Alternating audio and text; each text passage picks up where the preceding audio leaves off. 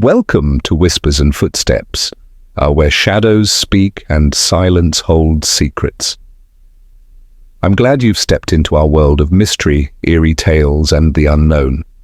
Before we dive into tonight's story, tell me, where in the world are you watching from? Drop your location in the comments. I love knowing where these whispers reach. Now, dim the lights, silence your phone, and listen closely, because not every footstep echoes from something living. Nero Wolfe and Secrets Behind Glass. Chapter 1. The Woman with the Persian Cat. It was a Monday morning that smelled like trouble. Maybe because Fritz had decided to experiment with eggs Florentine, or maybe because the doorbell rang before 10. Both things tend to put Mr. Wolfe in a mood, and I wasn't exactly humming show tunes either. I was 3 sips into my coffee when I heard the unmistakable sound of high heels clicking across the front steps, followed by a brisk ring of the bell. The heels and the timing told me one thing: we had a client, and she wasn't here to sell magazine subscriptions. I opened the door to find a tall, sculpted blonde with a platinum bob, a cigarette holder straight out of a noir flick, and a Persian cat cradled in her arms like it was royalty. She looked me up and down like she was debating whether I was the butler or the help. Close enough either way. "I'm here to see Mr. Wolfe. It's urgent," she said, voice cool as a cucumber in a gin and tonic. I glanced at the cat. "The appointment's for 2 or just the 1? She didn't smile. "My name is Delia Kent. I was told Nero Wolfe is the best. I intend to find out." I let her in, noting the subtle perfume, violets and something expensive, and escorted her to the office. Wolfe was seated naturally in the big chair with a book about obscure Peruvian orchids in hand, barely pretending to look interested. "Miss Kent," I announced, "with fur, claws, and a mystery." Wolfe didn't glance up. "Sit down, madam. You may place your cat where it pleases you, though I prefer it not be on my furniture." Delia settled into the red armchair and placed the cat, some furball named Toulouse, on her lap. "Mr. Wolfe, someone is blackmailing me. I want it to stop." That earned Wolfe's attention. He laid down the book with a sigh, like a man abandoning paradise, and adjusted himself in the chair. "Explain." She did. Turned out she was a jewelry designer with a modest but upscale shop in Soho. A week ago she received an envelope at her store, no return address, just a note. "You know what you did, $50,000 or the world will too." Details to follow. Then came the photo, a grainy image of her arguing with a man in a shadowed alley. "I didn't kill anyone," she said, her hands gripping the cat a little too tight. "I just want to know who's doing this and why." "What was the argument about?" I asked. She hesitated. Wolfe's gaze narrowed like a cat spotting a mouse. "That's personal, but I swear it wasn't criminal." Wolfe steepled his fingers. "Personal often becomes criminal. If you hire me, you will not censor the facts." Delia looked at him, then me, then reached into her purse and produced a check. 10 grand retainer. "Find out who's behind this, discreetly. I don't need the police sniffing around." I took the check. Wolfe grunted. "Archie, take down the particulars. Begin at the scene of the photograph and proceed as required. Miss Kent, you will remain available and honest." She nodded, rose, and swept out, her cat glaring back at me like I'd insulted its pedigree. As the door clicked shut, Wolfe leaned back. "You will find the man in that photograph, Mr. Goodwin. Begin with her shop, her staff, and her enemies. And Archie, yeah, be careful. A woman who walks into my house with a cat and a secret is a woman to treat with suspicion." He wasn't wrong. Chapter 2. A Jewel Box of Lies. Delia Kent's boutique sat on a quiet stretch of Prince Street, tucked between an espresso bar and a gallery full of modern art I couldn't begin to interpret. Through the glass display windows, a minimalist arrangement of rings and necklaces sparkled like bait, and the shop's name, Delia, Kent, New York, was embossed in gold across the door. Inside, it smelled like velvet and bergamot, the kind of place where you don't ask for a price tag unless you're serious. A girl with short purple hair and a septum ring looked up from behind the counter. She wore a black turtleneck and the sort of expression that could file your taxes while insulting your wardrobe. "Hi," I said, flashing my most approachable grin. "I'm looking for Delia. She around?" "She doesn't see walk-ins," the girl said without looking impressed. "You want to book an appointment?" "She saw me yesterday. I'm a friend. Name's Archie Goodwin." She blinked once, then lifted a phone. "Jasper, we've got someone here asking about Delia. Claims she's a friend." A pause, then, "Uh-huh. Sure, okay." She hung up. "You can go through the curtain in the back, upstairs." I gave her a wink for effort and followed the narrow hallway past racks of vintage scarves and locked cabinets of high-ticket items.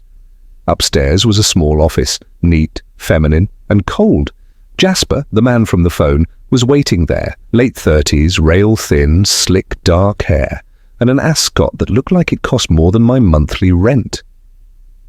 He stood with his arms folded, leaning casually against the desk like he was auditioning for a cologne commercial. "You're with Nero Wolfe," he said. "Delia told me someone would come snooping." "I don't snoop," I said. "I investigate." "Snoop's a guy with a moustache hiding in your hedges." "I'm the guy who knocks on your door and asks you to explain." He smirked. "Then let's cut to it."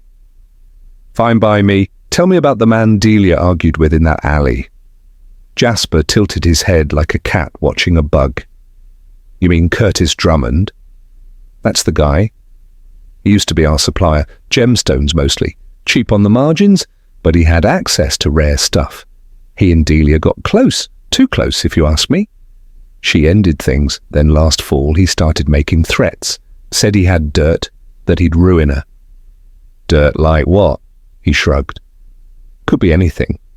He had a temper though, the kind of guy who thinks no is negotiable." "Where can I find him?" "Beats me. Last I heard he was crashing in Jersey City, freelancing for whoever would pay, probably still trying to blackmail his exes." I noted that down. "You got an address?" "Number, but I can give you a name. Alicia Fan. She worked with him once. Jewelry influencer. Might still be in touch."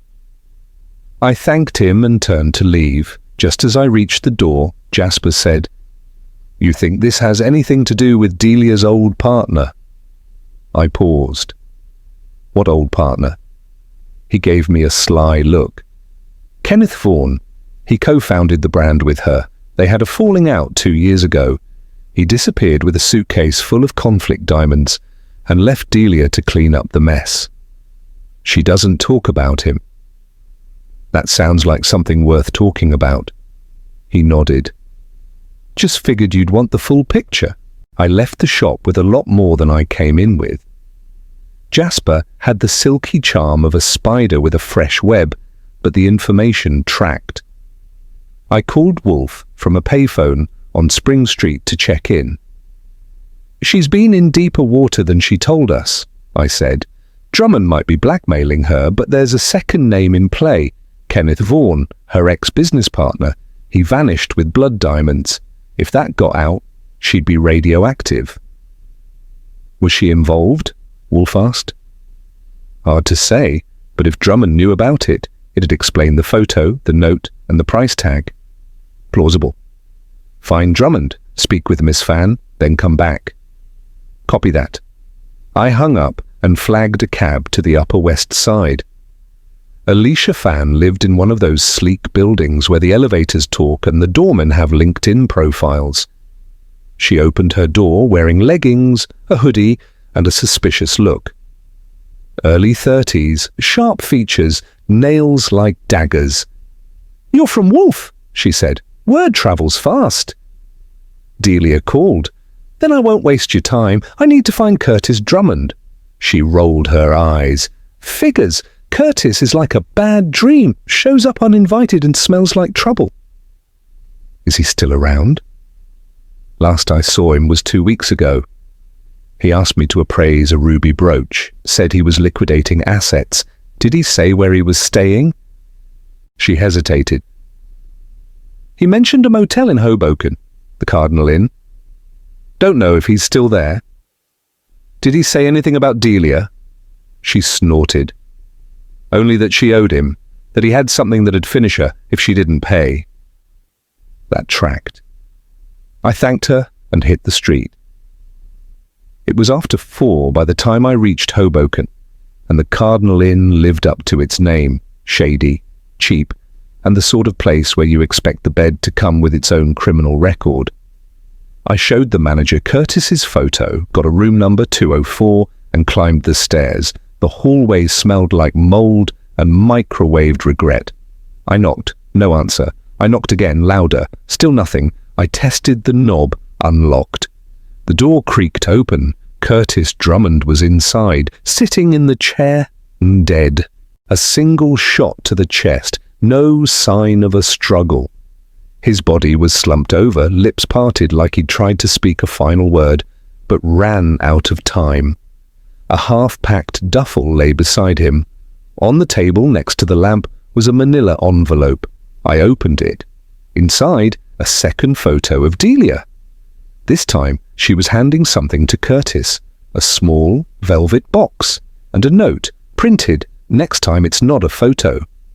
I backed out slowly and called the police. Then I called Wolfe. "Curtis Drummond is dead," I said. There was a pause. "Murder?" Wolfe asked. "Yeah." "Damnation," he muttered. "Come back immediately." I did, and for the first time since she walked through our door, Wolfe looked up from his orchids with the expression of a man fully engaged. Chapter 3. Tea, lies, and a red box. By the time I got back to the brownstone, Wolfe had already declared the orchids sufficiently watered and had hauled himself down to the office. That alone told me how seriously he was taking Curtis Drummond's untimely demise. He was seated behind his desk, eyes closed, fingertips pressed together like he was trying to extract truth from the atmosphere. I handed him the envelope. He opened it, took one look at the photo of Delia passing that velvet box to Drummond, and exhaled through his nose like someone had just served him canned peaches with dinner. "This complicates matters," he said. "Complicated's putting it lightly. Our blackmail suspect just turned up dead with a bullet in his chest, and the woman who hired us is in another photo giving him a suspicious little package." Wolfe didn't respond. He studied the image, eyes narrowing. "The setting is unclear. Indoors, perhaps an office or a studio. Observe the corner of the counter." I leaned in. Sure enough, there was a corner of a glass-top display case, same kind I'd seen in Delia's shop. So this was taken at her boutique. Precisely. Which means someone's been watching her very closely, probably inside her inner circle. "And now that man is dead," Wolfe said. "You will call Inspector Kramer. I detest the necessity, but a corpse requires protocol. You want to invite Kramer into this?" "I would rather invite influenza. Nonetheless, the law must be involved." I nodded and picked up the phone. Kramer, when I got him, sounded like he'd just bitten into a lemon, then discovered it was plastic. "Let me guess," he barked. "Wolfe's got something he doesn't want me to see, and you're calling to spin it like civic duty." Actually, this time Wolfe's playing by the rules. I found a body, Curtis Drummond, motel in Hoboken, chest shot, no sign of a struggle. "You touch anything?" "Not a thing. Called local PD, but you'll want in." "And Wolfe wants to stay ahead of the headlines." "He wants to stay ahead of the killer." That earned a grunt. "I'll be there in 30. He hung up. When Kramer arrived, he brought the usual rain cloud with him, hat tilted back, cigar clenched between his teeth, and suspicion in every wrinkle of his face. He stomped into Wolfe's office like he owned the building. "All right," he said. "Start talking." Wolfe gestured toward the chair, but Kramer stayed standing. "Curtis Drummond," I said. "Shot dead in Hoboken. We were looking for him because he was blackmailing our client." "And who's that?" "Delia Kent, jewelry designer. She came to us claiming someone was threatening to expose a secret." Kramer frowned. "What kind of secret?" "That," Wolfe said smoothly, "is still unclear. But this envelope was found beside the body. It contains a photograph of Miss Kent and Mr. Drummond. She appears to be giving him a small red velvet box." Kramer studied the photo, then gave Wolfe a hard look. "You holding out on me, Wolfe?"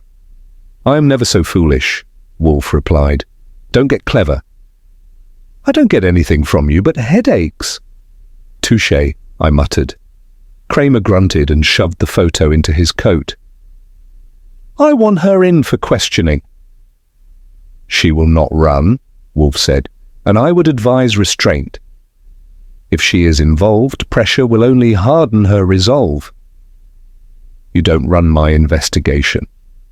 "I'm aware. You simply stumble through it in my vicinity." That nearly earned us a cigar throw, but Kramer restrained himself. "Fine, you want her to stay out. She talks to me here. I want to see her tonight." "Archie, call Miss Kent," Wolfe instructed. "Ask her to come immediately." I did. She was hesitant, but she came. No cat this time, just a long beige coat, dark sunglasses, and the energy of someone walking into a dentist's office with a cracked molar. Kramer didn't waste time. "Miss Kent, do you know this man?" He flashed the photo like a blackjack. "Yes," she said evenly. "That's Curtis Drummond. He used to work with me. We had a disagreement." "What was in the box?" "A ruby brooch. It belonged to my mother. He said he needed collateral. I gave it to him, hoping it would buy me time." Kramer squinted. "Buy time for what?" She hesitated. "Miss Kent," Wolfe said gently, "you must tell us the truth now, or we may find ourselves unable to help you later." She sighed. "Curtis had pictures of me and Kenneth Vaughan, my former business partner. They were taken right before he disappeared. If they got out, people might think I had something to do with it." Kramer leaned forward. "Did you?" "No, Kenneth was reckless. He smuggled gems and nearly ruined us. I threatened to report him. The next week he was gone." "You didn't kill Curtis?" "Of course not. I wanted him to go away, not die." She seemed honest, but in this business, seeming and being are often strangers. Kramer didn't look convinced. "Until I get ballistics and forensics, I've got nothing to hold you on, but don't leave town." Delia stood. "I won't." She left quietly. Kramer followed a few minutes later, pausing only to jab a finger at Wolfe. "Don't get smart, Wolfe. If I find out you're dancing around this one, I'll bring you in as a witness and seat you next to the stenographer." "That would be unfortunate," Wolfe said. "For the stenographer." After he was gone, Wolfe reached for his beer. Curtis was not merely a nuisance.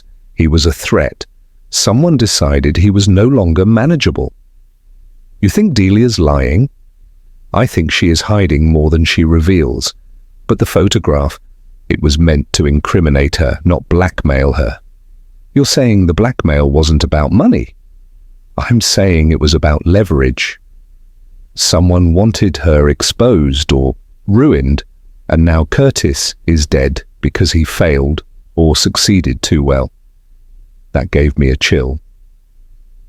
"Do I keep chasing Vaughan?" Wolfe shook his head. "Number now you will return to the boutique, speak with the staff, look beneath the surface. Someone there knows more than they've said, and one of them, perhaps two, may be dangerous." He took a slow sip of his beer, then looked at me. "Archie," he said, "do be careful. Chapter 4. Threads of silk and steel. You know a place by how it breathes when no one's watching. The second time I walked into Delia Kent's boutique, the velvet and glass glamour had a different air, less sparkle, more suspicion. Jasper wasn't at the front this time. Instead, the purple-haired girl behind the counter was fiddling with a necklace clasp, humming like she hadn't just been working under a woman tied to blackmail and murder. She glanced up and sighed. "You again?" "Miss me?" I said. "Not even a little." "My heart's in pieces." I leaned on the counter and smiled. "Relax. I'm not here to interrogate anyone, just asking a few gentle questions, friendly-like." She clicked the clasp shut and gave me a look that could burn through stainless steel. "What do you want?" "Name?" "Werner." "Werner, I'm looking into Curtis Drummond's death. You knew him?" "Barely. He came in sometimes, acted like he owned the place. Total creep." "Ever see him and Delia argue?" She rolled her eyes. "Only every other week. He'd show up and she'd look like she wanted to crawl under the floorboards." "Did you hear what they argued about?" She shrugged. "Money. Old drama. He said something once about what you owe me, and she told him to leave before she called the cops. I didn't stick around. I don't get paid enough to referee." That aligned with Delia's story, but I still didn't like how tightly everyone was holding their cards. I glanced toward the back stairs. "Jasper around?" "In the office." "You need me to escort you?" "Only if you're packing heat." I made my way up and found Jasper by the window, sipping something from a crystal tumbler. He turned, smirk in place. "Come to poke holes in my alibi?" "Wouldn't dream of it, just trying to patch a few together." He motioned for me to sit. "You found him, didn't you? Curtis?" "Yeah." "Shot?" Neatly, Jasper swirled his drink. "I suppose someone finally got tired of his threats." "Threats to Delia, or to you too?" He raised an eyebrow. "He didn't have anything on me, and if he did, he'd have used it long ago. Delia was his target. Always was." "Did you know he was meeting her recently?" He sipped. "Not until she admitted it. I warned her, for the record. Told her Curtis was a grenade with a pulled pin." I studied him. Slick, composed, and just a little too smooth. "What about Kenneth Vaughan?" "Ah, the phantom partner. He's still casting shadows, is he?" "Did you know him?" "Met him twice. Smug bastard. Thought he was a visionary. Really, he was just good at bending rules and making others clean up the mess." "You think Delia helped him?" "Helped." Jasper gave me a sly smile. "I think Delia sees what she wants to see. If Kenneth sold her on a dream, she'd buy the deluxe package." "That's not a no." He shrugged. I stood. "Thanks for the insight." He gave a casual salute with his glass. "Careful, Archie. Everyone in this place has something they're not saying, including the ones who smile the most." That part I didn't doubt. Back downstairs, I gave Werner a nod and stepped out into the city's late afternoon glow. The boutique was a box of mirrors, everyone reflecting a version of themselves, but none quite true. Before heading back to the brownstone, I made a detour to a spot Wolfe had trained me to rely on: evidence. Specifically, I went to a little storefront on East 79th that specialized in high-end photographic processing. Old school but discreet. The second photo, the one found at the murder scene, was a glossy, sharp shot, likely taken with a telephoto lens. I asked the technician if he could tell me what kind of equipment produced it. He squinted at the print under a loupe, then nodded. "This came from a Leica. High-end. Whoever took it wasn't just lucky. They knew what they were doing." "Any chance the film source was local?" He grunted. "Not unless they're sentimental. Film isn't cheap, and we're one of 3 places in the city that still develops it." "Bingo." "Anyone in recently?" 3 this week. 2 guys, 1 girl. One of the guys was asking about framing options. "Can I see the names?" He gave me a side eye, then shrugged and slid a clipboard my way. Of the three, one name jumped out, Alicia Fan. Well now, I thanked him, tipped generously, and called Wolfe from a phone booth outside. She developed the photos, I said. Alicia Fan, the influencer. Aha, Wolfe murmured. So the blackmailer was not solely Curtis Drummond. Looks like he had help. No, Archie. It looks like someone used Curtis as the face of the threat, but someone else was pulling the strings. That put a chill down my back. You want me to visit her again? Not yet. Return home. We must assess. Back at the brownstone, Wolfe was waiting. Beer in hand, brows knitted.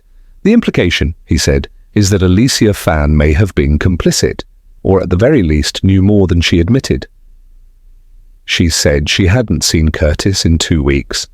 She lied? I nodded. So what's the motive? Let us deduce. Wolfe stood, slowly. Curtis had leverage, photos. He used them to extort Delia. Alicia likely supplied the camera work. She may have been profiting or manipulated. Then Curtis is found dead. Someone silenced him. Which leaves Alicia in danger or in charge. Precisely. He moved to the Globe bar and poured a finger of brandy, which meant his brain was shifting into high gear. We must re-examine the players, he said. Jasper, too smooth, too available. Werner, the cynic, but loyal to the paycheck. Delia, the focus, but not necessarily the center. And Alicia, who may be the spider at the web's core. You think Alicia killed Curtis? I think she knew who did. And in that moment, a thought occurred to me.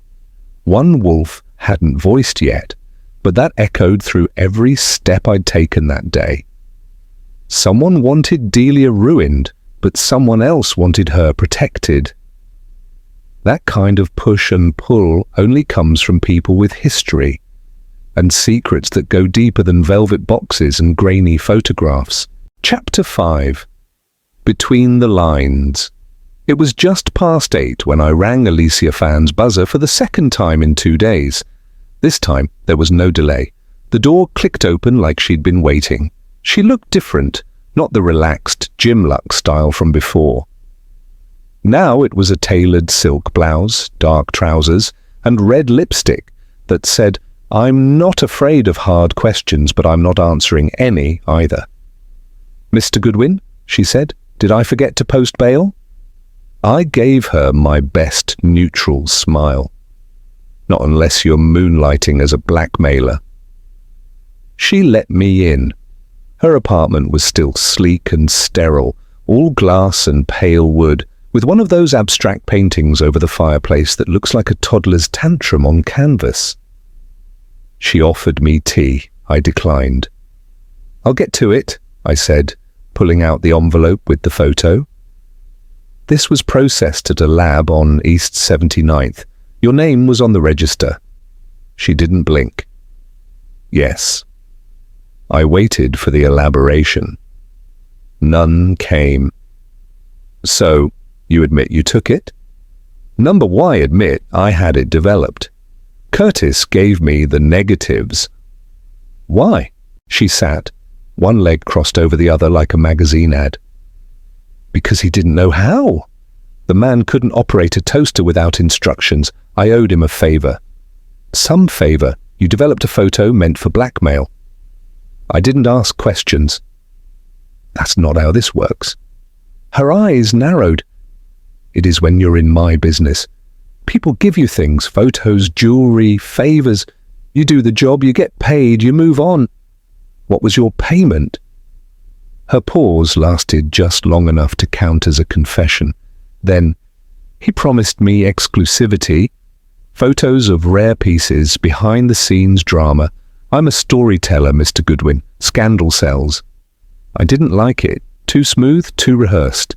I shifted gears. When did you last see Curtis? 4 days ago, he came by, dropped the negatives, told me Delia was caving. And after that? Nothing. He's dead, Alicia. Now the pause was real. Her painted mask cracked just a hair. I heard, this morning, Someone texted Curtis was shot, execution style. Her lips parted slightly. And you think I had something to do with it? I think you're leaving out pieces. She stood abruptly. You want to search the place? Go ahead. I don't have a gun. I don't even like loud noises. Where's the camera? She hesitated. I moved in. You didn't just develop the photos, you took them. That's a Leica lens. The store only listed 3 customers this week. You were one. The other 2 were hobbyists. You're the only one who had reason. Her arms folded. Fine. Yes. I took the photos. Curtis asked me to. He said he needed proof. Said Delia was lying to everyone, and he was going to show the world. And you helped? I didn't know what he was planning. I thought it was insurance, that he just wanted leverage in case she pushed back. He was blackmailing her. Her voice dropped. Then he deserved what he got. I raised an eyebrow. That sounds like motive. It's a fact, not a confession. I stood. One more question, Alicia. Did you ever meet Kenneth Vaughan? Her eyes flickered. No. You sure? I said no. Her voice was too firm, too fast. I knew a lie when it hit me in the face. I left her place and headed straight back to the brownstone. Wolfe was reading a monograph on obscure Croatian orchid cultivars. He didn't look up as I entered. She admitted she took the photos, I said. Expected. But she claimed Curtis used them for leverage, said she didn't know he'd use them for blackmail. She lied, Wolfe said, turning a page. She also denied knowing Kenneth Vaughan. Also a lie. I dropped into the red armchair. You're piling up assumptions. Number, I'm isolating the truth. Vaughan is the missing link. Curtis had dirt on him, likely involving Delia. Alicia helped Curtis not for profit but to expose something. She said it was just scandal, PR value. Alicia fan trades in influence. Reputation is her currency. If Curtis promised a scandal and then died before delivering, Alicia lost her investment. So she killed him? Wolfe shook his head. Number, she's not the type, but someone close to Delia is, someone who realized the blackmail had gone too far. Jasper? Perhaps, but not yet. Just then the phone rang. I picked it up. A voice, low, shaken, familiar. Archie, it's Delia. Miss Kent? You need to come, right now, please. What happened? It's Kenneth, he's here. I stiffened. Where? At my apartment. He showed up 20 minutes ago. He looks awful, like he's been hiding underground. He says he wants to explain. Is he threatening you? Number, but I'm scared. I'm on my way. I hung up and looked at Wolfe. He's resurfaced. Vaughan at Delia's. Wolfe didn't move. Be careful, take a recorder. And your gun. I did both. Delia's apartment was on the 15th floor of a luxury high-rise near Union Square. When she opened the door, her face was pale. Her hand trembled as she motioned me in. Vaughan was on the couch, gaunt, sunken cheeks, suit wrinkled like he'd slept in it for a week. His eyes were wild. Mr. Goodwin, he said, I heard you were looking for me. I stepped closer. We've got a lot of questions. And I've got answers, he said, but only if Wolfe hears them. I'll talk, but only in that brownstone of his, tonight. Delia turned to me, eyes pleading. He says he'll tell everything, she said. But he wants safety. He says someone's still after him. I looked at Vaughan. Fine, you want Wolfe? Let's go. He stood, swayed slightly, then straightened. All right, let's end this. We left together. And as I watched the city lights flicker over his hollow face, I had a feeling this story wasn't about blackmail anymore. It was about survival. Chapter 6. The Man in the Shadows. We got back to the brownstone just past 10. Wolfe was in the office pretending not to wait for us, but the fact that he hadn't gone up to the plant rooms told me otherwise. He looked up as we came in, eyes resting on Kenneth Vaughan with cold interest, like he was inspecting an insect that had crawled out from under a rock. Vaughan didn't look good. Under the full light, his face seemed even more hollow, his skin waxy. There were deep creases around his eyes, and his hands trembled as he lowered himself into the red armchair without waiting to be told. "Mr. Wolfe," he said, voice scratchy. "Thank you for agreeing to hear me." "I've agreed to nothing," Wolfe said, steepling his fingers. "Mr. Goodwin said you had information worth hearing. You have one opportunity to prove him correct." Vaughan swallowed. "Fair enough." I pulled out the mini recorder from the desk drawer, flipped it on, and let him talk. "I didn't run because I was guilty," he began. "I ran because I was trapped. 2 years ago, I found out that a shipment of stones we'd sourced, rubies from Myanmar, were flagged as conflict gems. We didn't have proper documentation. Curtis handled the sourcing." Wolfe interrupted. "Drummond?" "Yes." "He forged the paperwork. When I confronted him, he said I could either shut up or take the fall. I panicked. I knew if the press got hold of it, Delia's brand would be destroyed." "So you disappeared," I said. "I thought if I distanced myself, Delia would survive, that the scandal would pass." "Instead," Wolfe said, "you became a ghost, and Curtis became a parasite." Vaughan gave a tired nod. He kept calling, demanding money, threatening to expose us both. And when I couldn't pay, he turned on Delia. "You're saying she was innocent?" I asked.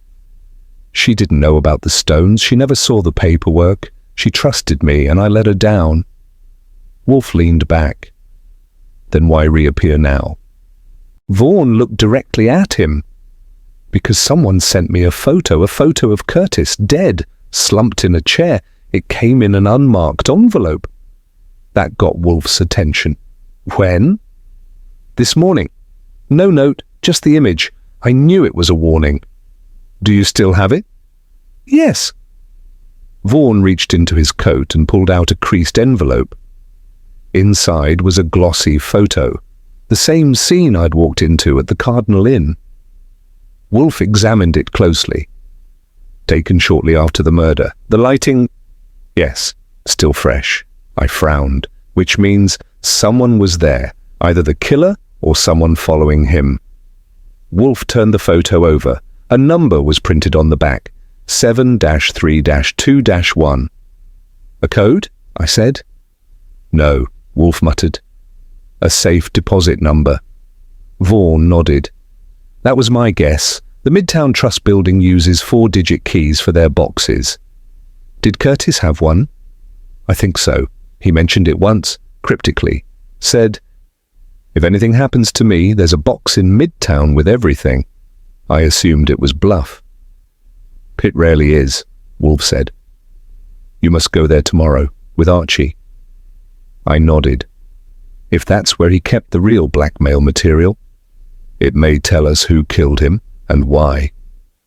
Vaughan stood shakily. "I need rest," Wolfe gestured. "Archie will show you to the guest room. You will remain here until we understand the full scope of your involvement." Vaughan didn't argue.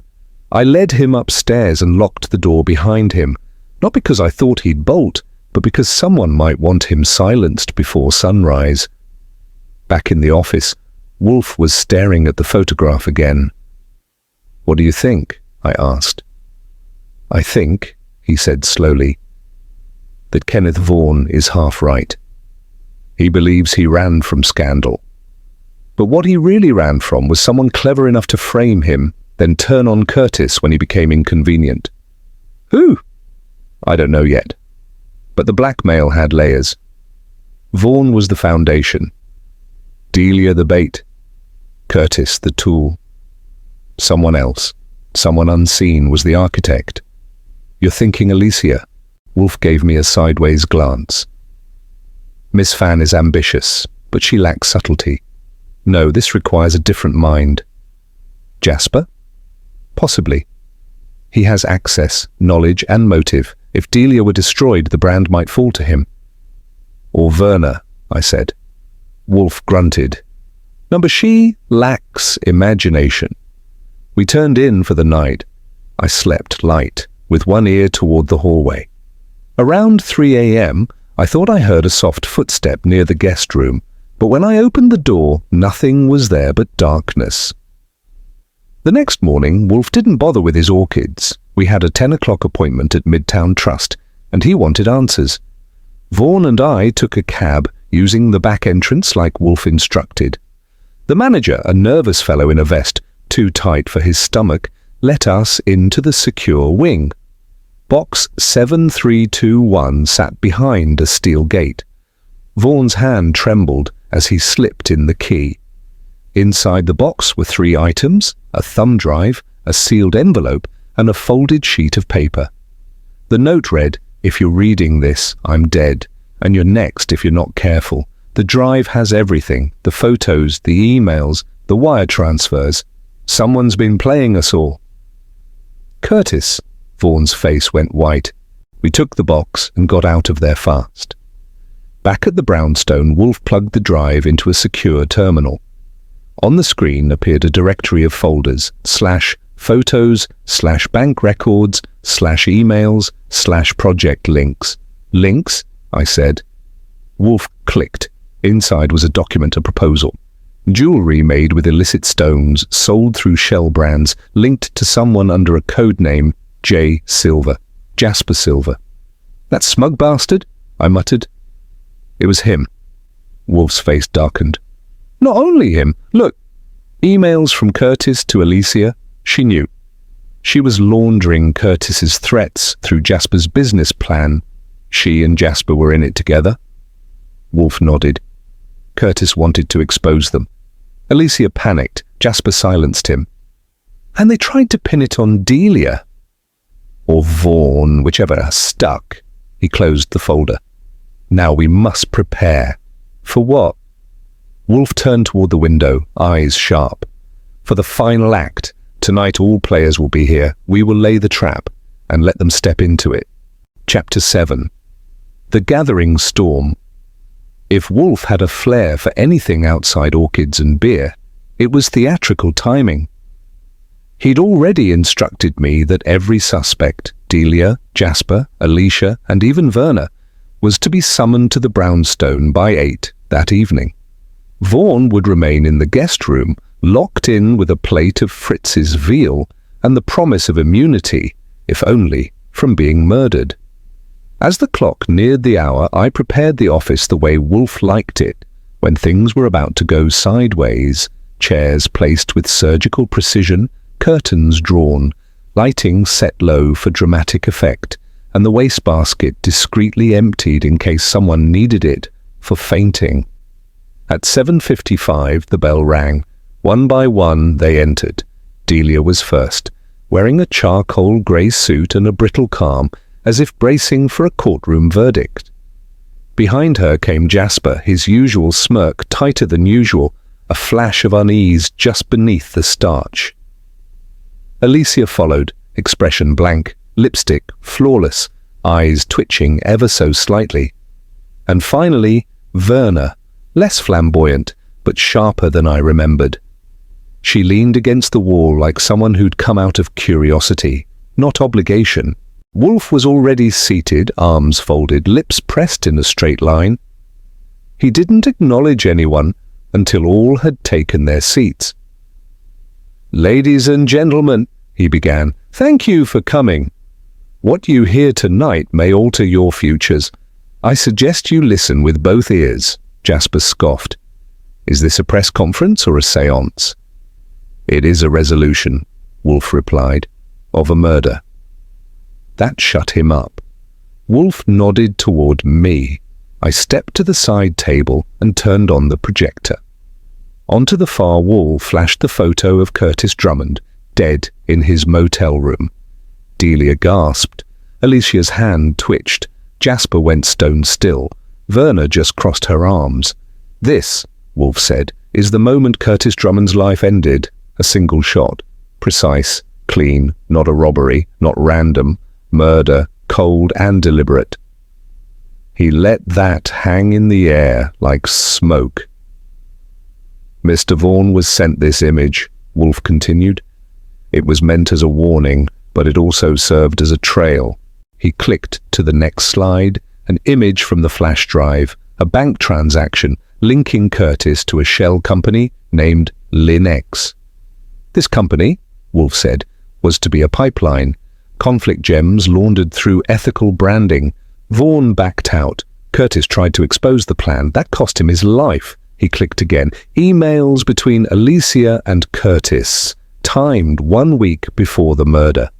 In these, Miss Fan encourages Curtis to use the photos or to make her break. She refers to Delia Kent. Delia turned, stunned. Alicia, you told me you didn't know. She lied, Wolfe said. She developed the photos herself. She also profited from their exposure, subtly, through partnership with Jasper Silver. All eyes turned to Jasper. He smiled thinly. Conspiracy? Cute theory, but where's the proof? Wolfe tapped the desk. I handed him the final slide, a wiring slip from Linex to Alicia Fan. 10 grand, labelled consulting fee, dated 2 days before Curtis's death. Wolfe rose. Curtis was no hero, but he became a liability. Alicia feared exposure. Jasper feared the collapse of his project. Together, they decided the blackmail had run its course. Alicia lured him to the motel. Jasper followed. Curtis never left. You can't prove, Jasper started. I can, Wolfe said calmly. Your fingerprints were on the envelope that held the safe deposit box key. You touched it when you retrieved the warning photo. You left a partial on the edge, inked, matched. The police now have it. Silence. Then Alicia spoke. It wasn't supposed to happen like that, she whispered. Jasper shot her a glare. Shut up. But she kept going. He said Curtis just needed to be scared, that it would look like a rival gang hit, that no one would trace it. You idiot, Jasper hissed. Wolfe looked at them both, unblinking.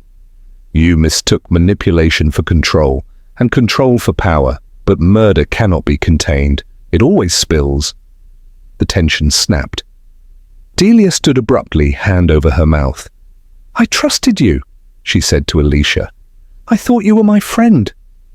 I was protecting myself, Alicia said coldly. Werner finally spoke. So that's why he kept showing up, Curtis?